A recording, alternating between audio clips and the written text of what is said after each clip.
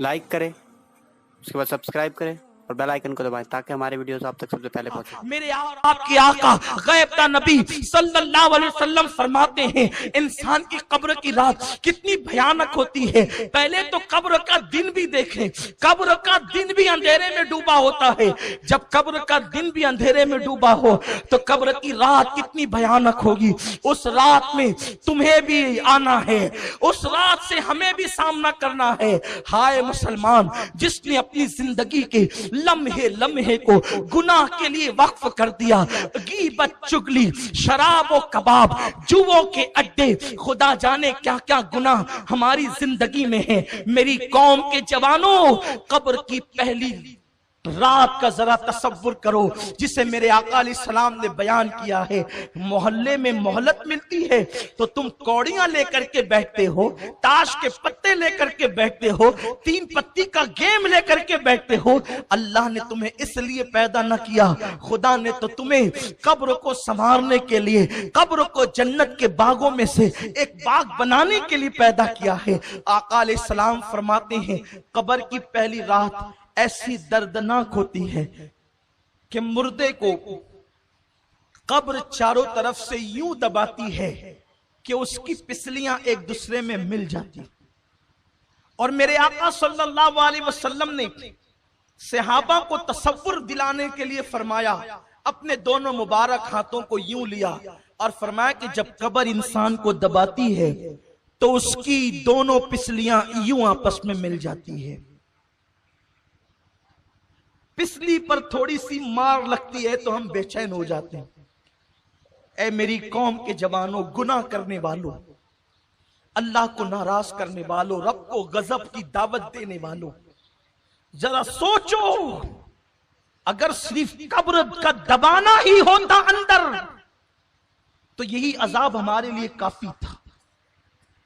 कब्र दबाती है और पिसलियां एक दूसरे में आपस में मिल जाती है। बेटों का हाल क्या है, बेटियों का हाल क्या है? कायनात में सबसे ज्यादा अगर कोई किसी से प्यार करता है तो मां अपनी औलाद से प्यार करती। जब बेटे को दफन कर दिया जाता है तो भी मां अपने पल्लों से आंसू पोंछती है, लेकिन जब भाती का लुकमे सामने आते हैं तो वो भी 2 लम्हे के लिए अपने मरहूम बेटे को भूल जाते।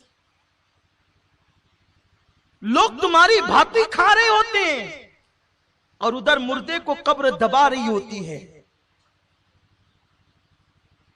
कब्र को, आखिरत को भूलकर अपनी तबीयत के मुताबिक जिंदगी गुजारने वालों, जरा बताओ कब्र की उस तारीक वादी में कौन काम आएगा? मेरे आका सल्लल्लाहु अलैहि वसल्लम फरमाते हैं इंसान के मुख्तलिफ दोस्त हैं। इंसान का दोस्त माल है, इंसान के दोस्त औलाद हैं, इंसान के दोस्त अहबाब हैं, इंसान के दोस्त अमाल हैं। माल का हाल तो ये, जैसे रूह जिस्म से निकली वैसे ही माल पराया हो गया, वारिसों का हो गया। दोस्तों का हाल ये, कब्र तक लाया और छोड़ करके ऐसे चले गए जैसे पहचानते ही न थे। लेकिन आमाल इंसान की कब्र तक जाते हैं। हाय मुसलमान, तूने उन लोगों से दिल लगाया, पहले तो उस माल से दिल लगाया कि जो कब्र तक भी ना आने वाला था, उन अहबाब से दिल लगाया जो कब्र में छोड़कर चले जाने वाले थे। उस अमाल पर तूने मेहनत क्या की, उस अमाल के लिए तूने कोशिश क्या की? मस्जिद में आता नहीं था और आता था तो हाल ये कि ऐसा लगे जैसे कोई डंडे बरसा रहा हो और तू भाग जाता था। जुमा के दिन भी आखिर में आकर के 2 रकअत पढ़ करके भाग जाने वालों, मेरे आका अलैहिस्सलाम फरमाते कब्र दबाती है, पिसलियां दोनों एक दूसरे में मिल जाती हैं। वो मंजिल से गुजरना है, तसव्वुर करो। मेरे आका फरमाते कब्र में अंधेरा इतना होता है पहली रात में कि सफेद कफन होने के बावजूद इंसान को अपने एक हाथ को दूसरा हाथ सुझाई नहीं देता, इंसान को अपना वजूद नजर नहीं आता। और नीचे मिट्टी, ऊपर मिट्टी, दाएं मिट्टी, बाएं मिट्टी, आगे मिट्टी, पीछे मिट्टी, मिट्टी ही मिट्टी। और उसके बाद फिर उस पर अजाब कब्र यूं मुसल्लत किया जाता है। ये किसी लीडर का कौल नहीं कि मुस्कुरा करके भुला दो, ये किसी मौलवी का कहना नहीं कि शक कर सको, ये उस रसूल का फरमान है जो जमीन पे बैठकर अर्श पर नजर रखता है। ये उस रसूल हाशमी का फरमान है जिसकी निगाह से खुदा की जात न छुपी, उसकी निगाह से कब्र की बात क्या छुप सकती है।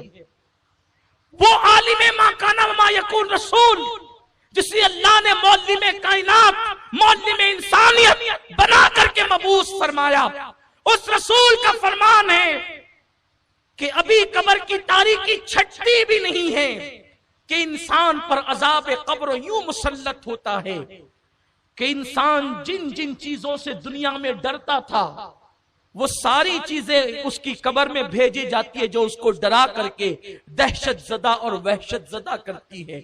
मिसाल के तौर पर दुनिया में कुत्ते से डरता था तो कुत्ते कब्र में आकर उसको डराते हैं, छिपकली से डरता था तो छिपकलियां डराती है, चूहे से डरता था तो चूहों को भेजा जाता है और वो उसको डराते हैं। सोचो गली के कोने पर खड़े हैं और कुत्ता आ जाए तो हम दूर भागते हैं। कब्र के अंदर जब इस तरीके से कुत्तों को, चूहों को, छिपकलियों को, सांपों, बिच्छुओं को जब मुसल्लत किया जाएगा तो उस 2 गज जमीन में जहां पर करवट बदलने के लिए जगह नहीं है वहां से कहां भागोगे?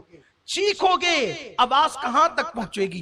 चिल्लाओगे, आवाज कहां तक जाएगी? मुसलमान तू कितना नादान है, तुझे अल्लाह ने मुहम्मदुर रसूलुल्लाह जैसा नबी अता किया, तुझे अल्लाह ने कुरान मुकद्दस जैसी किताब अता की, तुझे अल्लाह ने अल्लाह अकबर हिदायत याफ्ता बंदों का दामन अता किया औलियाए किराम का, लेकिन तूने दुनिया दुनिया दुनिया और दुनिया की मौज मस्ती में अपना वक्त ऐसे गुजार दिया कि तूने आखिरत की कोई फिक्र न की, कब्र की कोई परवाह न की। हाँ, अगर तुझे वक्त मिलता तो तू गुनाहों में डूब जाता। तूने आखिरत के लिए क्या किया, तूने कब्र के लिए क्या किया? अल्लाह के प्यारे हबीब गैब दा नबी सल्लल्लाहु अलैहि वसल्लम फरमाते हैं मुर्दा इसी से हरासा होता है, परेशान होता है कि उसके पैर की तरफ से अजाब आता है, उसके सर की तरफ से अजाब आता है, उसके कानों की तरफ से अजाब आता है, उसके हाथों की तरफ से अजाब आता है और चौ तरफ से अजाब आकर के उसको अपनी लपेट में ले लेता है। अल्लाह के प्यारे हबीब गैब दा नबी सल्लल्लाहु अलैहि वसल्लम फरमाते हैं हाल ये होता है कि अगर उसने एक वक्त की नमाज कभी जानबूझकर जागते में कज़ा कर दी थी, छोड़ दी थी, तो एक वक्त की नमाज छोड़ने के बदले में उस पर 99 सांप मुसल्लत किए जाते हैं, जिसमें से एक एक सांप की ताकत का आलम ये है कि अगर वो किसी पहाड़ पे डंक मारे तो पहाड़ रेजा रेजा हो जाए, अगर वो दुनिया में फुनकार दे तो उसकी फुनकार की गर्मी से दुनिया के सारे इंसान मर जाएं। ऐसे 99 सांप उस मुर्दे पे मुसल्लत किए जाते हैं। उसके बाद एक फरिश्ता जो आंख से देखता नहीं, जो कान से सुनता नहीं, जो जबान से बोलता नहीं, गूंगा बहरा अंधा फरिश्ता उस पे मुसल्लत किया जाता है और नमाज छोड़ने की वजह से सिर्फ एक गुजा जब वो उसके वजूद पे मारता है तो वो ऐसे पिस जाता है जैसे चने पे हथौड़ा मारने से चना पिस जाता है। रात के 2-2, 3-3 बजे तक जग करके नमाज फजर तर्क करने वालों, जरा उस चाबुक और उस गूजे का तसव्वुर करो, सोचो और गौर करो कि क्या ये नाजुक वजूद, ये छोटा सा जिस्म क्या अल्लाह के अजाब को बर्दाश्त कर सकेगा? क्या रब तबारक व तआला के अजाब को बर्दाश्त कर सकेगा? नहीं और हरगिज नहीं। तो फिर ये रंगरेलियां क्यों है? ये तबीयत के मुताबिक जिंदगी क्यों है? ये घरों पे लगे हुए तुम्हारे एंटीने, ये एंटीने नहीं, ये एरियल नहीं, ये जहन्नम के सामान है। تمہارے گھروں کی رنگین ٹیویاں جو تمہیں ڈش لگانے پہ مجبور کرتی ہے، تمہارے بچے جو تمہیں مجبور کرتے ڈش لگانے پر، اس میں 100 سے زائد چینل پر گندی ننگی اور آوارگی کی فلمیں دیکھنے والوں، یہ صرف تمہیں نہیں بلکہ تمہاری پوری اولاد کو جہنم کا ایندھن بنانے کے لیے راہ جہنم پر لے کر کے جا رہے ہیں۔ خدارا ذرا اپنے حال پہ رحم تو کرو۔ اگر یہ کہا گیا ہوتا کہ 1 سال کے بعد موت آئے گی تو شاید ہم 1 سال پہلے سدھر جاتے، 10 سال کے بعد موت آئے گی تو ہم 10 سال پہلے سدھر جاتے، لیکن موت نے تو کوئی وقت نہ دیا، کسی کو موقع نہ دیا۔ موت کب آئے گی، کیسے آئے گی، کس وقت آئے گی، کس حال میں آئے گی، اسے پر کوئی اطلاع کسی کو نہیں دی گئی۔ ٹی وی دیکھنے والوں، موبائل کو ہاتھ میں لے کر کے انٹرنیٹ پر گندے مناظر دیکھنے والوں، جس وقت تمہارے ہاتھ میں موبائل ہو اور اسی وقت اللہ نہ کرے تمہیں موت آ گئی، اس وقت جب تم گندے مناظر دیکھ رہے ہو یا فلمیں تم ننگی اور آوارگی کی دیکھ رہے ہو، اسی وقت تمہیں موت آ گئی تو تم اللہ کو کیا منہ دکھاؤ گے؟ مصطفیٰ جان رحمت صلی اللہ علیہ وسلم ارشاد فرماتے ہیں، جس کو جس حالت میں موت آئے گی وہ قیامت کے دن اسی حالت میں اٹھایا جائے گا۔ اللہ کے حبیب صلی اللہ علیہ وسلم فرماتے ہیں، بہت چھوٹی چھوٹی چیزیں جس کو لوگ سمجھتے ہیں اس پر بھی اللہ لوگوں پہ قبر میں عذاب فرمائے گا۔ میرے آقا علیہ السلام فرماتے ہیں کہ لوگ پیشاب کے چھینٹوں سے نہیں بچتے، اس بنیاد پر بھی اللہ ان کو عذاب قبر میں مبتلا کرے گا۔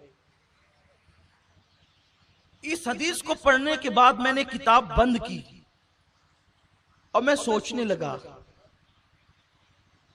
کہ اللہ کے حبیب صلی اللہ علیہ وسلم فرما رہے ہیں کہ اگر پیشاب کے چھینٹے پیروں پر آئیں اور لوگ پیشاب کے چھینٹوں سے نہ بچے تو بھی اللہ ان کو قبر کے عذاب میں گرفتار کرے گا۔ پیشاب تو اپنے پیٹ سے نکلی ہے، اب سے اپنے پیٹ سے نکلنے والی گندگی، اپنے پیٹ سے نکلنے والی غلاظت، اگر ہم اس سے نہ بچیں تو اللہ عذاب قبر میں گرفتار کرے گا، عذاب قبر میں مبتلا کرے گا۔ اور قبر کا عذاب کیا ہے؟ کفن چھین لیا جائے گا، جسم کو قبر کے کیڑے، سانپ اور بچھو کھائیں گے، پوری قبر کے اندر آگ بھڑکا دی جائے گی۔ یہ عذاب قبر کی ہلکی سی جھلک ہے۔ میرے آقا صلی اللہ علیہ وسلم ارشاد فرماتے ہیں، قبر میں جو عذاب دیا جاتا ہے جو میں جانتا ہوں، اگر تمہیں بتا دوں تو تم گھروں میں رہنا چھوڑ دو اور پاگلوں کی طرح جنگلوں میں بھٹکنے لگو۔ حضور نے نہیں بتایا، صرف اشارہ کر دیا۔ اس کا مطلب یہ ہے کہ آقا جو جانتے ہیں وہ کوئی نہیں جانتا، اور یہ بھی میرے رسول کی شان کی بات ہے۔ حضور وہ سب کچھ جان کر بھی لوگوں کے درمیان محلے میں انسانیت کی حیثیت سے ہے۔ اس کا مطلب حضور کی عقل اور اپنی عقل دونوں برابر نہیں ہے۔ ہمیں پتا چلے تو ہم پاگل ہو جائیں، ارے لوگ بھیانک ایکسیڈنٹ دیکھ کر کے پاگل ہو جاتے ہیں، تو قبر کا عذاب سننے کے بعد جو کما کہو عذاب دیا جائے گا وہ کیسے برداشت ہو سکتا ہے؟ تو اللہ کے حبیب صلی اللہ علیہ وسلم فرماتے ہیں، اگر میں تمہیں بتا دوں مکمل طور پہ کہ قبر میں کیا ہوتا ہے تو تم ایسے گھلنے لگو گے جیسے نمک پانی میں گھلنے لگتا ہے۔ تم اپنی جگہ پر سلامت نہیں رہ سکتے، گھل جاؤ گے تم۔ وہ قبر ہے جسے دردناک عذاب کے حوالے سے اللہ کے حبیب علیہ الصلوۃ والتسلیم نے بیان فرمایا ہے۔ تو ایک معمولی سا عمل جس کو ہم کہتے ہیں پیشاب کے چھینٹوں سے نہ بچنا، یعنی کھڑے کھڑے کچھ لوگ پیشاب کرتے ہیں تو پیر پہ چھینٹے آتے ہیں، کچھ لوگ بیٹھ کر بھی بے احتیاطی سے کرتے ہیں تو بھی پیشاب کے چھینٹے آتے ہیں۔ تو پیشاب کے چھینٹوں سے نہ بچو تو بھی انسان عذاب قبر میں گرفتار ہوگا۔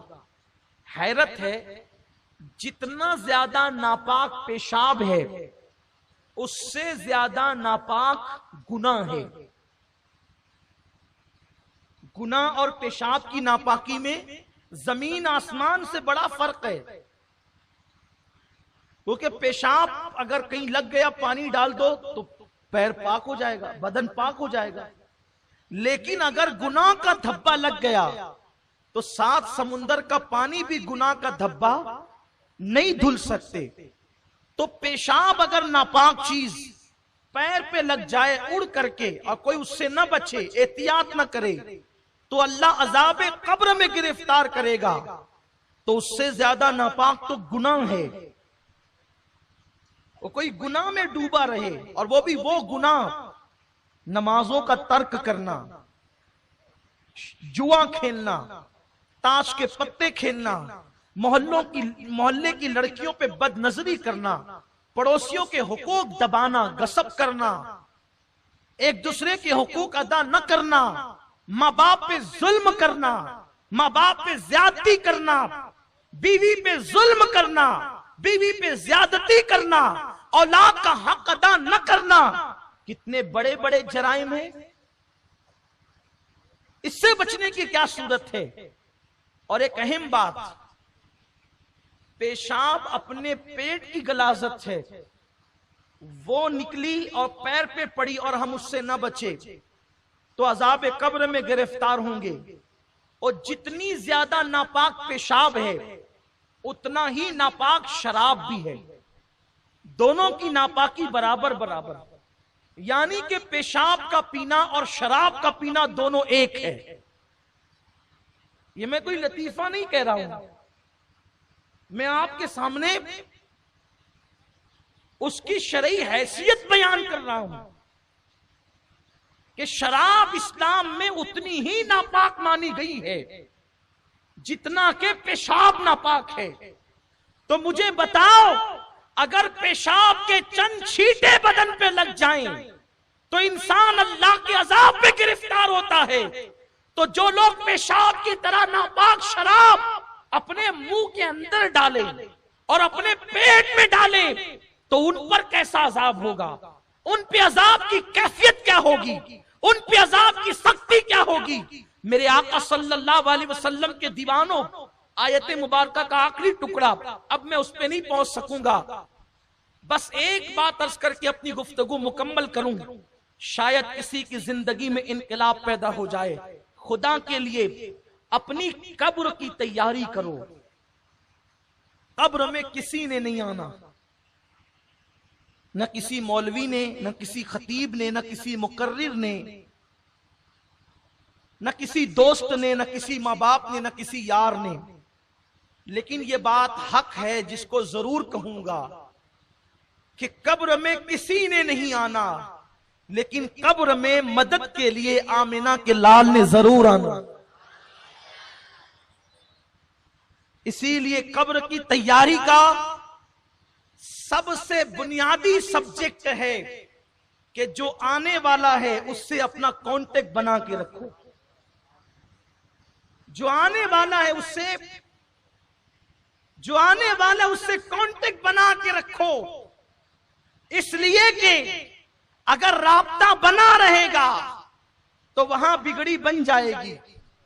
قبر اندھیری ضرور ہے، قبر میں تاریکی ضرور ہے، قبر میں سانپ اور بچھو ضرور ہیں، قبر میں عذاب ضرور ہے، قبر میں آگ ضرور ہے، قبر کا دبانا ضرور ہے، قبر کا بے قرار کرنا ضرور ہے، قبر کی وحشت ضرور ہے، قبر کی دہشت ضرور ہے. سب چیزیں حق ہیں، لیکن اس کے لیے ہے جس کی قبر میں آمد مصطفیٰ نہیں ہے. جہاں وہ آ جائے تو پھر اندھیرا کیسا قبر میں لہرائیں گے تا حشر چشمے نور کے جلوہ فرما ہوگی جب طلعت رسول اللہ. اس لیے ان سے رشتہ جوڑے رکھو، ان سے رابطہ بنا کر کے رکھو. رابطہ کیسے بنے گا؟ نعرہ بھی لگائیں، شراب بھی پیئیں تو رابطہ بنا رہے گا. نعتیں بھی پڑھیں، کیرم بھی کھیلیں، گلیوں میں بیٹھ کر کے کوڑیاں بھی کھیلیں اور خود فتوے بھی دے کہ جائز ہیں. ٹھیک ہے، اب آپ کے فتوے پہ عمل ہوگا، اللہ کے حبیب صلی اللہ علیہ وسلم فرماتے ہیں ایک زمانہ ایسا آئے گا قریب قیامت کہ جاہل لوگ فتویٰ دیں گے اور وہ خود بھی گمراہ ہوں گے اور دوسروں کو بھی گمراہ کریں گے. آقا علیہ السلام فرماتے ہیں ایسے لوگوں کے پاس نہ بیٹھنا. فتویٰ دینا مفتی کا کام ہے، آپ کا نہیں. لیکن میں سمجھتا ہوں بیچارے مفتی صاحبان تو فتویٰ بہت کم دیتے ہیں، ہوٹلوں پہ بیٹھے ہوئے ہماری عوام فتوے زیادہ دیتی ہے، اور وہ بھی بدعت اور شرک کے فتوے سے کم تو کوئی فتویٰ ہے ہی نہیں. اور اس بیچارے سے پوچھو بھیا احسان کر ذرا بتا کہ بدعت کی تعریف کیا ہے، وہ بتا بھی نہیں سکے گا، بلکہ بدعت کا مخرج نہیں بتا سکتا، اور وہ بدعت کا فتویٰ دیتا ہے. بلکہ بیچارہ بدعت کو بدعت کہتا ہے، یعنی اسے الفاظ کا تلفظ نہیں پتا، اتنا جاہل ہے. اور اتنا جاہل ہے کہ اس سے کہو کہ تو جاہل ہو کے فتویٰ دیتا ہے تو پلٹ کے کہتا ہے میں اتنا بھی جاہل تھوڑی ہوں. یعنی کہ اس جاہل کو ابھی جاہل کے تلفظ نہیں یاد نہیں ہے، اور وہ فتویٰ شرک اور بدعت سے کم کا دینے تیار نہیں. کس پر؟ وہ بھی جو چیزیں قرآن اور حدیث سے ثابت ہے اس پر فتویٰ. کھڑے ہو کے سلام پڑھنا بدعت، فاتحہ دینا شرک. کہ یہ کام آپ کا ہے ہی نہیں میرے بھائی، تو عوام میں سے ہے، اپنی اوقات میں رہے. لوگوں نے تختہ مشق اگر کسی کو سمجھائے تو شریعت کو سمجھائے. ہر عوام میں کرسی پہ بیٹھنے والا کلینک کھول کے بیٹھتا ہے کہ چلو آج ہوٹل پہ بیٹھ کر کے ایک چائے پیئیں گے اور ساتھ ہی کسی ڈاکٹر کی بیگ بھی لے کے بیٹھیں گے، جو آتا جائے سوئی لگاتے جاؤ، انجیکشن لگاتے جاؤ، ٹیبلٹ لیتے جاؤ. نہیں ہوگا ایسا. ہو سکتا ہے، ہنسنے کی بات نہیں، ذرا غور کریں، ہو سکتا ہے، نہیں ہو سکتا. لیکن جب کہ کوئی غیر ڈاکٹر اگر سوئی لگا دے تو بولو خطرہ کسے ہے؟ بولو جان کو خطرہ ہے. غیر ڈاکٹر ٹیبلٹ دے دے، خطرہ کسے ہے؟ بولو جان کو ہے. تو جاہل لوگ ہوٹل پہ بیٹھ کر ڈاکٹر کا کام نہیں کرتے، جاہل لوگ ہوٹل کی کرسی پہ بیٹھ کے وکیل کا کام نہیں کرتے، پھر جاہل لوگ ہوٹل پہ بیٹھ کے مفتی کا کام کیوں کرتے ہیں؟ اگر جاہل ہوٹل پر بیٹھ کر کے ڈاکٹر کا کام کریں تو جانوں کو خطرہ ہو جائے، اور جاہل لوگ ہوٹلوں پہ بیٹھ کر مفتیوں کا کام کریں تو پھر جان کو نہیں ایمان کو خطرہ ہو جائے. اس لیے اور سنو، مفتی کون ہے کس سے پوچھا جائے؟ ہر ایک کے نام کے ساتھ جو مفتی کا ٹائٹل ہو وہ تھوڑی مفتی ہوتا ہے. ورنہ ہم نے تو کشمیر میں ایک عورت کے ساتھ مفتی کا سرنیم پڑھ کے میں نے ایک ساتھی سے کہا یار یہ عورت کتنی خوش نصیب ہے کہ مفتی بن گئی. تو میرے ساتھیوں نے ہنس کر کے کہا سید صاحب وہ مفتی علم کے اعتبار سے نہیں ہے بلکہ اس کا سرنیم ہے. میں نے کہا یا اللہ، مفتی بھی سرنیم ہوتا ہے؟ تو ہر ایک کے نام کے ساتھ ٹائٹل مفتی کا لگ جائے، علامہ کا لگ جائے، مولانا کا لگ جائے، اس سے نہیں پوچھ سکتے فتویٰ. قرآن سے پوچھو فتویٰ کس سے پوچھ سکتے؟ تو قرآن کہتا ہے فَاسْأَلُوا أَهْلَ الذِّكْرِ إِن كُنتُمْ لَا